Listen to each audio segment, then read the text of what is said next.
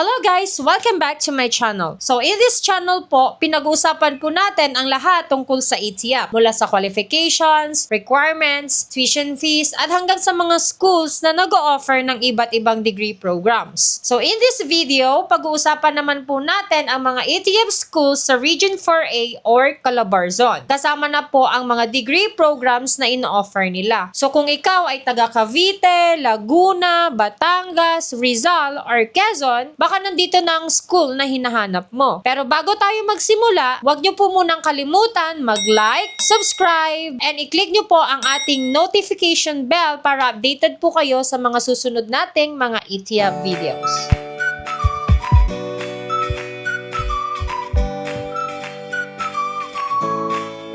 So bago po tayo magsimula, magbibigay lang po ako sa inyo ng quick disclaimer na ang listahan po na ibabahagi ko po sa inyo ay base sa available information mula sa Commission on Higher Education. So tandaan po natin na maaaring magbago ang listahan ng programs anumang oras depende sa approval at recertification ng Commission on Higher Education. At bago po tayo magpatuloy, gusto ko munang sagutin ang isang tanong na madalas kong natatanggap. Sir, paano po ba pumili ng tamang ETF school? So marami pong nagkakamali na ang unang tinitingnan ay kung saan ang pinakamura at pinakamalapit. Pero sa totoo lamang po, hindi po iyon ang pinaka-importanting factor. So ang unang dapat mong tingnan ay kung ang school ba ay nag-o-offer ng degree program na aligned sa work experience mo. Halimbawa na lamang po, kung ang work experience mo ay nasa human resource, operations, administration, or supervisory roles, so baka mas bagay sa'yo ang business administration course. So kung nasa IT industry ka naman, syempre mas align ang information technology or computer science course. At kung matagal ka naman ang nagtuturo, so mas magandang tingnan ang education programs tulad ng Bachelor of Elementary Education or Bachelor of Secondary Education. So pangalawa po, alamin natin kung gaano ka-responsive ang school sa inquiries. Kasi tandaan po natin, ang ETF ay hindi katulad ng traditional college na papasok ka araw-araw. Kaya napakahalaga po kung mag-guide ka ng school mula application hanggang graduation.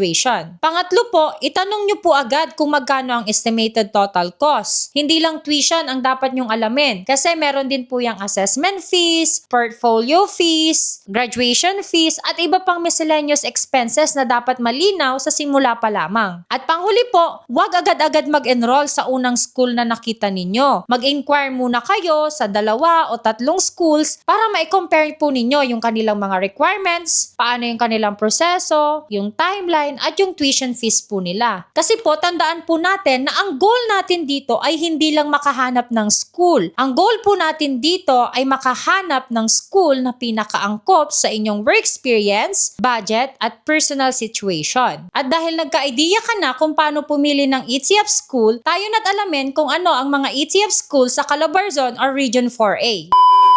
So sa Calabarzon po, meron pong 12 schools na nag-o-offer ng ETF. At ang number 1 po ay ang Adventist University of the Philippines na located po sa Silang, Cavite. And the courses offered are Bachelor of Science in Nursing, Bachelor of Science in Education, Bachelor of Science in Computer Science, and Bachelor of Science in Accountancy. At ang number 2 school ay ang Calayan Educational Foundation na located po sa Lucena, Quezon. And ang mga courses po na ino-offer nila ay hindi nakaspecify sa CHED list. Ang nakalagay lamang po rito ay Liberal Arts Program. So yun lamang po, hindi po siya nakaspecify. So let's move on na po sa number 3 school, which is ang Cavite State University na located po sa Indang, Cavite. And the courses offered are Bachelor of Science in Agriculture, Bachelor of Science in Business Management, Bachelor of Science in Agricultural Engineering, Bachelor of Arts in Mass Communication,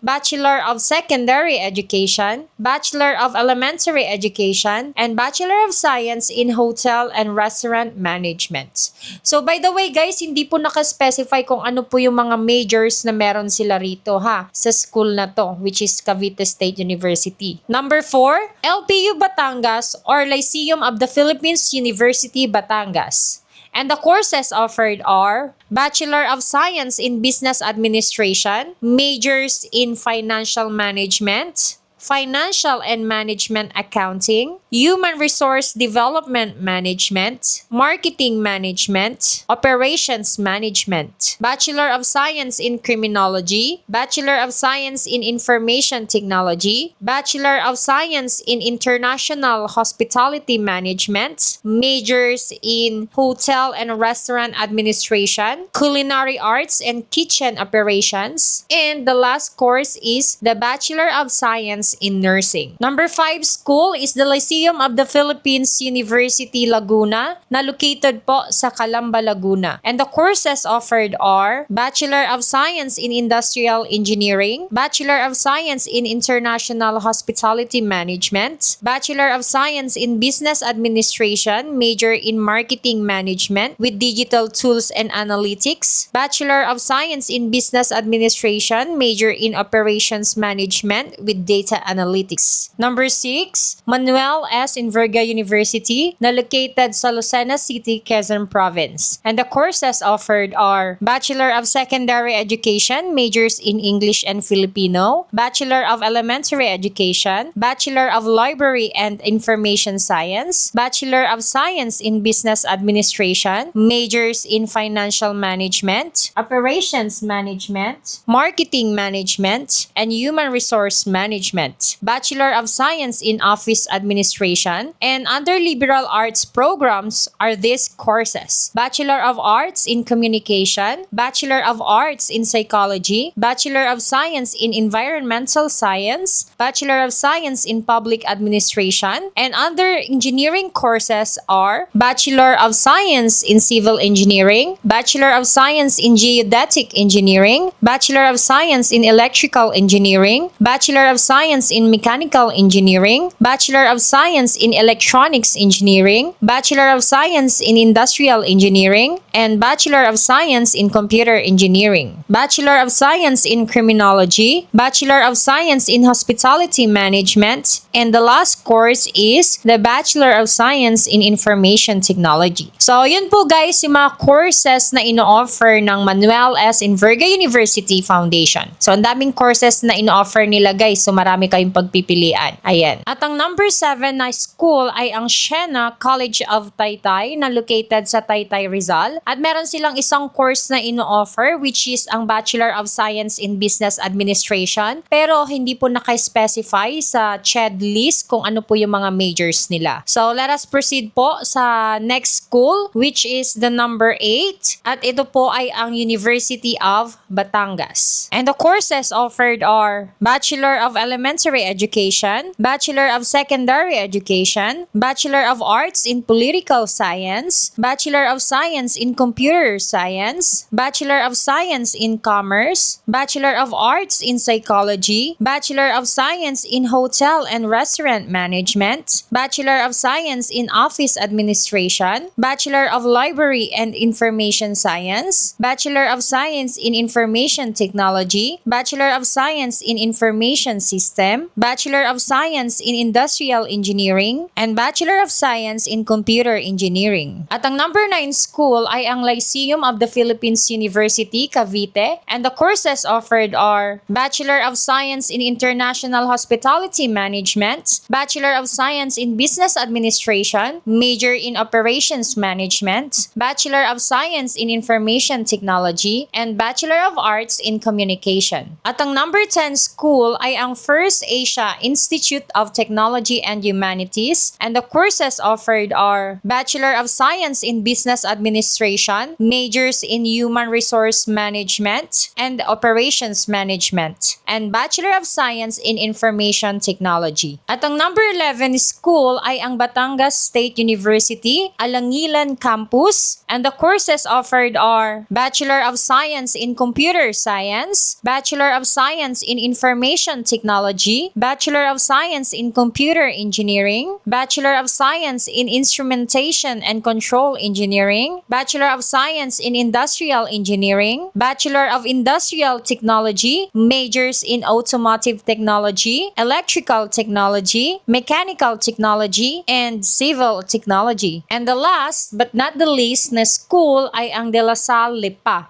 na located sa Lipa City, Batangas. And the courses offered are Bachelor Bachelor of Science in Entrepreneurship, Bachelor of Science in Hospitality Management, and Bachelor of Science in Tourism Management. So ayun guys, yung mga ATF schools at mga degree programs na available sa Calabarzon or Region 4A. Sana nakatulong ang video na to at lalo na sa mga naghahanap ng schools na malapit sa kanilang lugar. Pero tandaan po natin na ang pinaka-importante pa rin ay siguraduhin muna nating aligned ang ating work experience sa course na balak nating kunin. So kung hindi po kayo sigurado kung qualified ba kayo sa isang degree program, pwede po kayong mag-comment dyan sa baba at tutulungan ko po kayong i-assess base po sa inyong work experience. So sa mga susunod naman nating mga videos, pupuntahan naman natin ang iba pang mga regions sa Pilipinas para malaman ninyo kung anong ATF schools at degree programs ang available sa inyong lugar. So kung ayaw nyong ma-miss ang mga susunod nating uploads, huwag nyo pong kakalimutang mag-like, subscribe, and i-click nyo na din po yung notification bell para lagi po kayong updated sa lahat ng ATF related contents. So maraming salamat po sa inyong panonood at ingat palagi and see you in my next video. Goodbye! God bless!